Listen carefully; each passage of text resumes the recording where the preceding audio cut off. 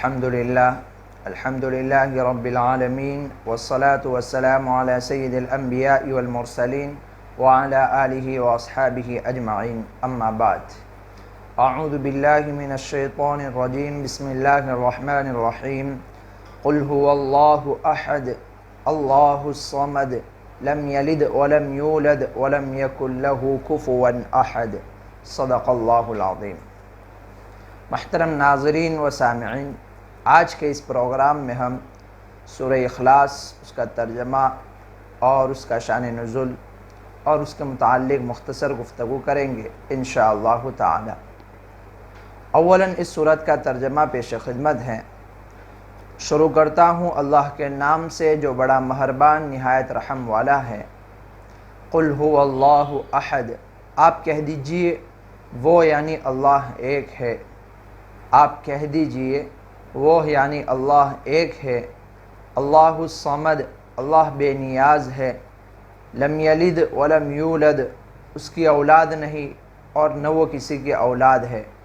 لم یلد، اس کی اولاد نہیں، ولم یولد اور نہ وہ کسی کی اولاد ہے۔ ولم یکن لہ کفوا احد، اور نہ کوئی اس کے برابر کا ہے، اور نہ کوئی اس کے برابر کا ہے۔ یہ ہوا اس سورت کا ترجمہ۔ اس سورت کا نام سورہ اخلاص ہے۔ یاد رہیں کہ لفظ اخلاص اس پوری سورت میں کہیں ذکر نہیں ہوا، لیکن پھر بھی اس سورت کا نام سورہ اخلاص ہے۔ وجہ اس کی یہ ہے کہ اللہ تبارک و تعالیٰ کی جو توحید ہے، اس توحید کو، توحید باری تعالیٰ کو ہر قسم کے شرک سے خالص کر کے اس سورت میں بیان کیا گیا ہے۔ اسی وجہ سے اس سورت کا نام سورہ اخلاص ہوا۔ اخلاص کہتے ہیں کسے؟ اخلاص کا معنی یہ ہے کہ بندہ اپنا سب کچھ اللہ کے لیے خالص کر دے۔ اس کے اندر چونکہ توحید باری تعالیٰ کو شرک سے الگ کر کے، پاک کر کے خالص توحید کو اس سورت کے اندر بیان کیا گیا ہے، اس لیے سورت کا نام سورہ اخلاص ہے۔ اور اخلاص کا معنی ہی یہی ہے کہ بندہ اپنا سب کچھ اللہ کے لیے خالص کر دے۔ اگر بندہ اللہ سے محبت کرتا ہے تو اس محبت میں وہ مخلص ہو، خالص اللہ ہی کی محبت دل میں ہو اور اس پر جمع رہے وہ۔ اسی طرح بندہ اگر طاعت اور بندگی کرتا ہے اللہ تعالیٰ کی، تو اس طاعت و بندگی میں بندہ مخلص ہو، خالص اللہ تعالیٰ کی اطاعت ہو، خالص اللہ ہی کی بندگی ہو اور اسی پر جمع رہے۔ اسی طرح اگر بندہ بھروسہ کرتا ہے تو محض اللہ تعالیٰ کی ذات پر بھروسہ کرے، خالص اسی کی ذات پر بھروسہ کرے۔ غرض بندے کا ہر فعل اور ہر کام اللہ ہی کے رضا کے لیے ہو اور اللہ تبارک و تعالیٰ ہی کے منشے کے مطابق ہو اور اسی کے حکم کی تعمیل میں ہو۔ بندہ سب کچھ، اپنا کام کاج سب کچھ اللہ تبارک و تعالیٰ کے سپرد کر دے، اپنی ذات کو مکمل اللہ تعالیٰ کے حوالے کر دے، تو یہ بندے کے اندر گویا کہ اخلاص ہے۔ اب اس صورت کے اندر چونکہ توحید کو بیان کیا گیا ہے، توحید، خالص توحید کو بیان کیا گیا ہے، اس لیے اس صورت کا نام سورہ اخلاص قرار پایا۔ آگے چلتے ہیں۔ سورت کی فضیلت، چونکہ سورت گرچہ الفاظ کے اعتبار سے اور حروف کے اعتبار سے بہت چھوٹی سورت ہے، لیکن مفہوم اور معنی کے اعتبار سے بڑی سورت ہے، مرتبے والی سورت ہے۔ چونکہ اس سورت کے اندر جو اہم مضامین ہے، ان اہم مضامین میں سے ایک اہم مضمون توحید کو بیان کیا گیا ہے۔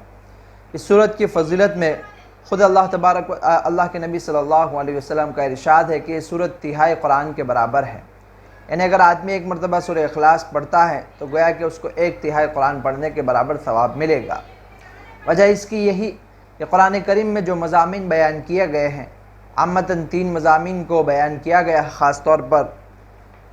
ایک ہے توحید باری تعالیٰ، اور پھر دوسرا ہے بندوں کے اعمال اور احوال اور اس کی کیفیات، اور تیسرا موت اور ما بعد الموت کے مناظر، قیامت اور قیامت کے بعد کے ہولناکیہ اور جنت جہنم وغیرہ، بعد الموت کے مناظر۔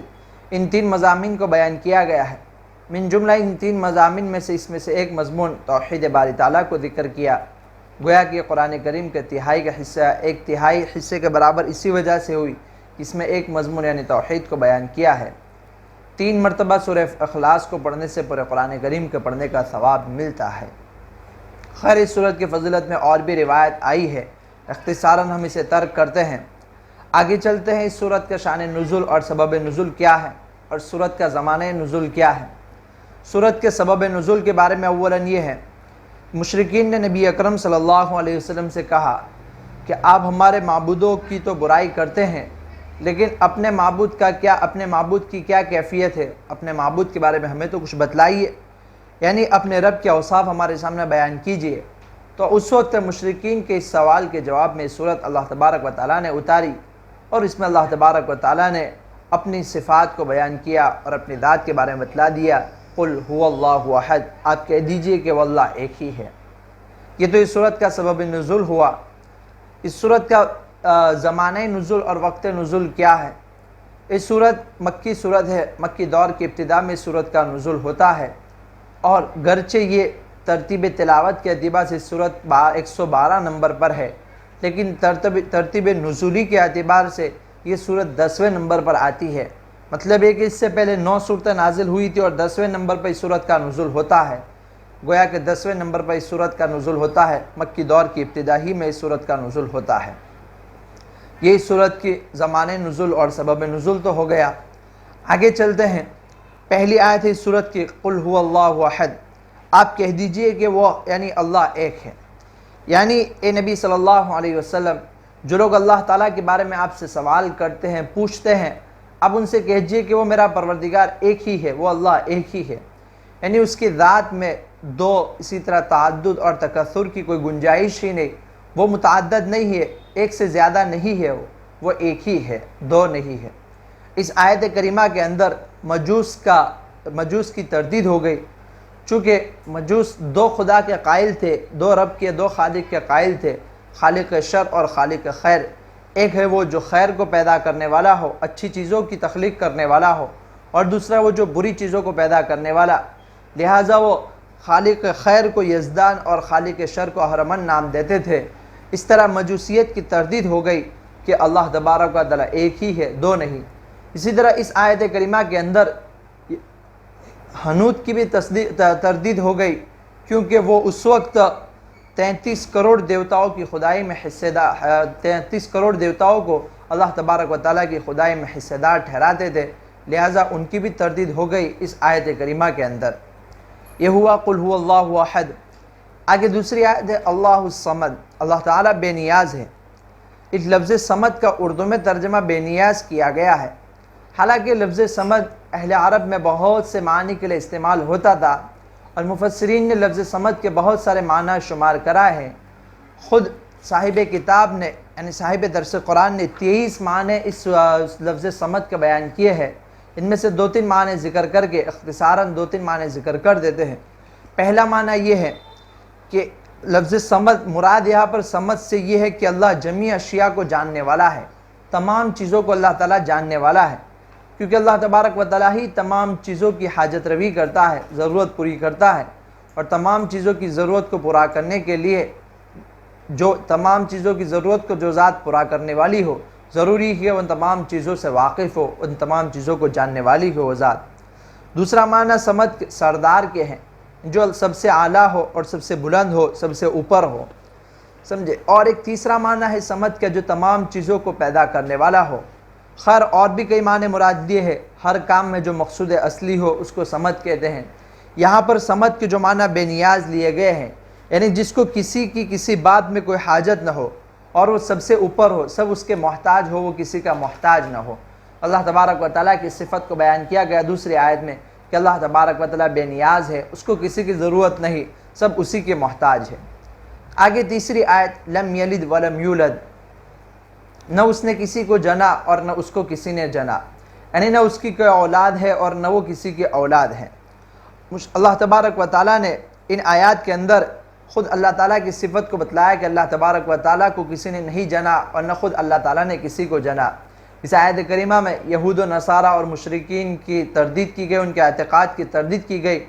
चूँकि यहूद व नसारा मलाइका को अल्लाह तबारक व तआला की बेटियाँ मानते थे, मुशरिकीन और यहूद व नसारा फ़रिश्तों को अल्लाह की बेटियाँ मानते थे, अल-इयाज़ु बिल्लाह। तो इसकी तरदीद हुई और यहूद सय्यदना हज़रत उज़ैर अलैहिस्सलाम को अल्लाह का बेटा और नसारा हज़रत मसीह अलैहिस्सलाम को अल्लाह का बेटा मानते थे, उसकी भी तरदीद हो गई। और आगे जो लोग सय्यदना मसीह अलैहिस्सलाम को, सय्यदना मसीह अलैहिस्सलाम को खुदा मानते थे, उसकी भी तरदीद हो गई।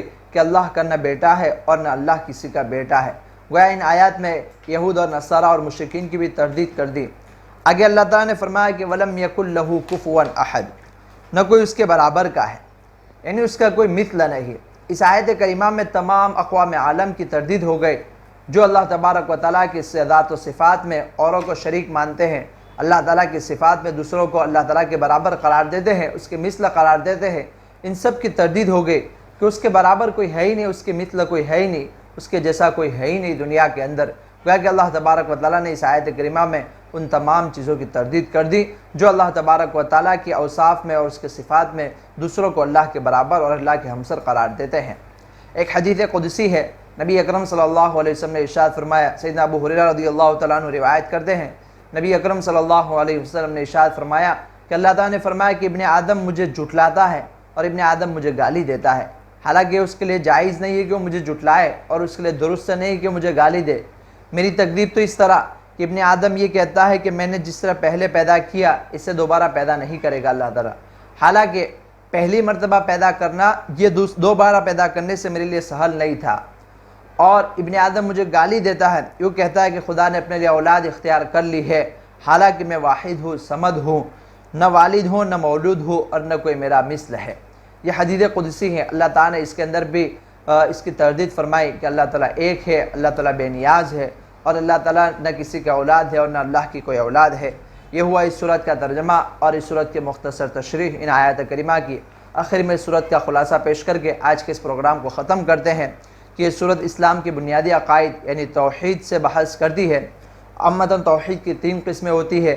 ایک ہے توحید ربوبیت، یعنی اللہ تبارک و تعالیٰ کی ذات ہی کو خالق اور مالک ماننا اور رازق ماننا، ہر چیز کی پرورش کرنے والی اور ہر چیز کی تربیت کرنے والے، اس میں اللہ تبارک و تعالیٰ کی ذات ہے، ہر چیز کو انجام دینے والی۔ دوسری قسم توحید کی ہے توحید الوہیت، یعنی بندہ جو کوئی بھی عبادت کرے، دعا کرے، نظر مانے، سب کچھ اللہ تبارک و تعالیٰ کی ہو، قربانی کرے، اسی طرح جو کچھ بھی عمل کرے وہ سب اللہ تعالیٰ کی رضا کے لیے ہو۔ توحید کی پہلی قسم توحید ربوبیت، اس کے کفار اور مشرکین بھی اس کے قائل تھے، اور توحید کی دوسری قسم یہ توحید الوہیت، تو مشرکین اس کے اندر شرک کرتے تھے۔ اس وقت کفار جو تھے وہ اوروں کو اللہ تبارک و تعالیٰ کا شریک ٹھہراتے، اوروں کی عبادت کرتے ہیں، اوروں کے سامنے نظر مانتے ہیں اور اوروں کے لیے قربانی کرتے ہیں۔ ان کا مقصد یہ ہوتا ہے کہ اس سے اللہ کا قرب حاصل ہوتا ہے، لیکن یہ بھی ایک طرح کا شرک ہے۔ اور تیسری قسم ہے توحید ذات، توحید صفات باری تعالیٰ، یعنی توحید ذات اور اسماء و صفات، اللہ تعالیٰ کی ذات اور اللہ تعالیٰ کی اسماء اور صفات کو بھی ایک ماننا۔ یہ تیسری قسم ایسی ہے جس میں بہت سارے انسانوں نے اس میں دھوکہ کھایا ہے اور بہت سارے لوگ اس میں پھسل گئے ہیں۔